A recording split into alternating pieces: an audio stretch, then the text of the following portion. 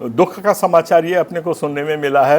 ये आप वीडियो देखिए और इस वीडियो में जो तेंदुपत्ता है उस जो इनके साल भर की कमाई होती है जिससे एक आदिवासी परिवार साल भर पलता है, उसको रोक दिया गया है ये कहकर कि जो ईसाई लोग हैं उनसे वो तेंदुपत्ता नहीं खरीदा जाएगा। वो परिवार जितने हैं और एक नहीं है, सैकड़ों ऐसे परिवार हैं जिनको आज जीना मुश्किल हो जाएगा, साल भर वो भूख मरेंगे।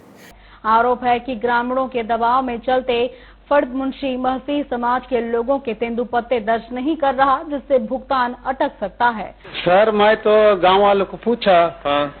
लेकिन गांव वाले रोकथाम कर रहे हैं। क्या बोल रहे हैं गांव वाले? गांव वाले बोल रहे हैं मतलब इनका ईसाई धर्म जो भी है, हाँ।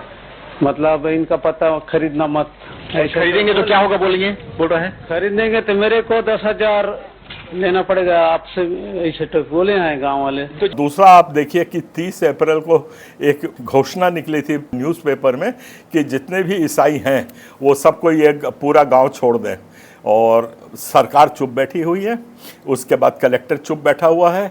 मैं दूसरी बात आप लोगों से करना चाह रहा हूं, मैं तो कोर्ट जा रहा हूं, लड़ रहा हूं, आदेश लेके आ रहा हूं, सब कुछ कर रहा हूं, जितना कुछ संभव है मानवीय शक्ति के और दायरे के अंदर वो सब किया जा रहा है। सड़क की लड़ाई कौन लड़ेगा? आप संगठित होते नहीं हो, हमको संगठित होने देते नहीं हो, थोड़ा तो कुछ शर्म करो। आज कौन गया है उन पीड़ितों के लिए? वो तेंदुपत्ता लोगों जो आज साल भर भूखे मरेंगे उनके लिए कौन क्या कर रहा है? फोरम यहां से जाएगा तो 10 लोग वहां विरोध करने के लिए हमारे खड़े हो जाएंगे कि हमारा तो ये अलायंस है, हमारा वो फेलोशिप है, हमारा ये है। पर जब काम करना है कोई नहीं आएगा। उसके सिर पे इतने कुल्हाड़ी मारा है। एक घटना मैं बता रहा हूं जिससे आपके आत्मा हिल जाएगी। एक किसान खुद की उसकी जमीन, खुद का उसका आम का पेड़, उसमें वो आम तोड़ने गया था तो उसके ऊपर हमला कर दिया। कहता नहीं, ईसाई आदमी यहां पे आम नहीं तोड़ सकता है। और आप लोग जब तक संघर्ष का सामना संघर्ष से नहीं करोगे जमीन पे, आपको उद्धार नहीं मिलेगा। ये कोर्ट वोट से आप सोच रहे हो कि हमको बहुत मुक्ति मिल जाएगी, नहीं मिलेगी। जो कोर्ट है, कानून है, जो न्याय है, जो राजनेता है और जो हमारा शासन प्रशासन है, ये सिर्फ बलवंतों की बात सुनता है। तो मेरा आग्रह आपसे है, बलवान बनिए, बलवंत बनिए, संगठित होइए, संघर्ष करिए, जमीनी लड़ाई पे उतरिए, तब जाके आप लोग बच पाओगे, वरना बचना बहुत मुश्किल है। और दूसरी मैं बात बताना चाह रहा हूं कि अभी धर्मांतरण विधेयक आया था। धर्मांतरण विधेयक में कल मैं बिलासपुर में था, कुछ वकीलों से मैं मिल रहा था कई केसों के संबंध में। वहां पे कम से कम मैंने 30-40 लोगों को देखा, अलग अलग वकीलों के पास, कोई 2 गुट बना के, कोई 3 पादरी, कोई 5 पादरी, और सब वहां जाकर के हाई कोर्ट में रिट पिटीशन लगा रहे हैं।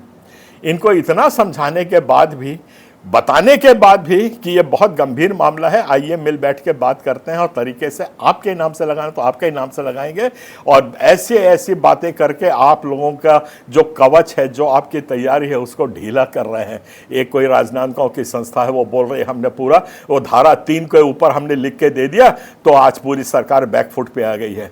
और आप लोग सब बड़ा उसको वायरल करके, और आप लोग सब इतने ढीले पड़ गए जैसे कि हमको पूरी मुक्ति मिल गई है, जबकि हकीकत यह है, देख लीजिए मेरे स्क्रीन पे, उस याचिका को खारिज कर दिया है ये बताते हुए कि दिस इज प्रीमैच्योर। जब आपको कानून नहीं मालूम कैसे चलता है, बिच्छू का मंत्र आता नहीं, सांप के बिल में आप हाथ डाल रहे हो, क्यों डाल रहे हो? आप अकेले मरो ना, खूब डूब जाओ शिवनाथ में जाकर के, कोई तकलीफ नहीं है। ये पूरे समाज को क्यों लेके डूब रहे हैं? ये मेरी पीड़ा और परेशानी है। आपको अभी समय है संगठित होने का। मैं बार बार यही आह्वान करता आ रहा हूं, आप अपनी रक्षा आपको खुद करना पड़ेगा। कानून के उसी की सुनता है जिसमें बल और शक्ति होती है। आपकी शक्ति आज के तारीख में संविधान के दायरे में रह के जो काम किया जाएगा वही शक्ति होती है, बाकी कोई शक्ति नहीं होती है। ये गुंडागर्दी सड़क पे मारना ये कोई ताकत नहीं है। ये 5 मिनट में सब आप बिखर जाओगे।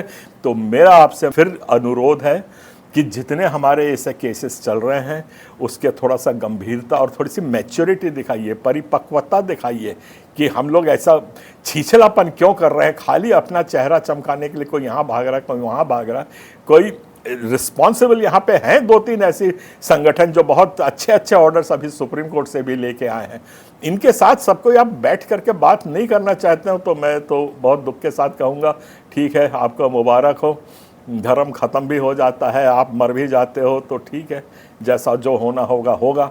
पर उस दिन मैं ज़रूर ये कह पाऊँगा कि ये अपने हाथों से मरे हैं और मैंने जो भरसक प्रयत्न करना था, फोरम ने जो भरसक प्रयत्न करना था उसने किया है। अभी खतरा टला नहीं है, इस धोखे में मत रहना। एक उसकी लीगल प्रक्रिया होती है, उस प्रक्रिया के लिए सरकार ठहरी हुई है। अचानक आके डाकू के नाई ये धर्मांतरण विधेयक आपके ऊपर गिरने वाला है अगर आपने तैयारी नहीं की। और ऐसे ऐसे महानुभाव मुझको मिलने आए हैं जिन लोगों ने जाकर के थाने में रिपोर्ट करी है। किसकी रिपोर्ट करी है? विधानसभा के अंदर जो कार्रवाई हुई है उसकी रिपोर्ट जाके थाने में कर रहे हैं। इनको यही नहीं मालूम कि जो आज विधानसभा को कोर्ट भी उसमें इंटरफियर नहीं कर सकता है। और कहीं विशेषाधिकार हनन का उन लोगों ने जिसने कोर्ट में अब वो जो थाने में जाके एप्लीकेशन दिए ना, अगर विधानसभा के 4 विधायकों ने विशेषाधिकार लगा दिया ना तो ये सब के सब जेल चले जाएंगे। तो भैया बेवकूफ़ी करनी है, आप अपने स्तर पे करते रहिए, कृपया हमारे समाज को मत छूइए। हमारा समाज पढ़ा लिखा है, समझदार है, हमको जो करना हम कर रहे हैं। कोई ये समाज वो समाज, हमको किसी की मदद इस किस्म से नहीं चाहिए। हमारी लड़ाई है, हम लड़ रहे हैं। हमको जो सहयोग लगेगा आपसे मांगेंगे, हमारे पीछे आप खड़े होकर हमको सहयोग देंगे। लोकतांत्रिक सहयोग इसी को कहते हैं। तो आप हमको लोकतांत्रिक सहयोग की मैं अपेक्षा करता हूं, उम्मीद करता हूं। और इस किस्म से हमको बहका के फुसला के हमारे समाज को कटघरे में खड़ा करके हमको नुकसान पहुंचाने की कोशिश कतई नहीं करें। मेरे दोस्तों, जागरूक हो जाओ, समय बहुत विषम है। मैं बार बार बोल रहा हूं, आप संगठित नहीं होगे तो आप कहीं के नहीं रहोगे। बस इतना ही कहना है। आप सबको जय मसीह, जय जोहार, जय छत्तीसगढ़।